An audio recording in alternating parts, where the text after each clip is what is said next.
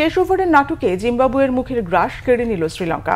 মাথুসাঙ্কার হ্যাট্রিকে ভেস্তে গেছে সিকান্দার রাজার প্রতিরোধ। হারারেতে সিরিজের প্রথম ওয়ানডে ম্যাচে জিম্বাবুয়েকে 7 রানে হারিয়েছে শ্রীলঙ্কা। হারারেতে টস হেরে ব্যাটিংয়ে নামে লঙ্কানরা 9 রানে প্রথম উইকেট হারালেও তাদের রানের চাকা থেমে থাকেনি। পাথুম নিশাঙ্কা ও কুশল মেন্ডিসের দ্বিতীয় উইকেট জুটিতে ওঠে ঠিক 100 রান। নিশাঙ্কার ব্যাট থেকে এসেছে ইনিংস সর্বোচ্চ 76 রান। শেষ দিকে ব্যাটে ঝড় তোলেন জেনিথ লিয়ানাগে ও কামিন্দু মেন্ডিস। কামিন্দু 36 বলে করেন 57 আর লিয়ানাগে 47 বলে 70 রান করে থেকে গেছেন অপরাজিত।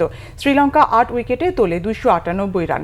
জবাব দিতে নেমে প্রথম 2 বলেই 2 উইকেটের পতন জিম্বাবুয়ের। সেখান থেকে শন উইলিয়ামসন ও বেন ক্যারেনের ফাইট ব্যাক।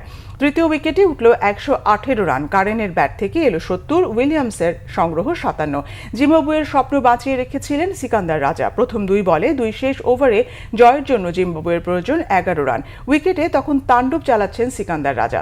নিজের নামের পাশে 96 রান। সেঞ্চুরি হতে প্রয়োজন 8, কিন্তু দিলশান মধুশঙ্কার প্রথম বলেই ধরাশায়ী তিনি। পরের 2 বলে ব্র্যাড ইভান্স ও রিচার্ড এন গাভারার উইকেটও তুলে গেল তার ঝুলিতে। হ্যাট্রিক মধুশঙ্কার। প্রায় জেতা ম্যাচটা হাতছাড়া হলো জিম্বাবুয়ের। 291 রানে থামে জিম্বাবুয়ে।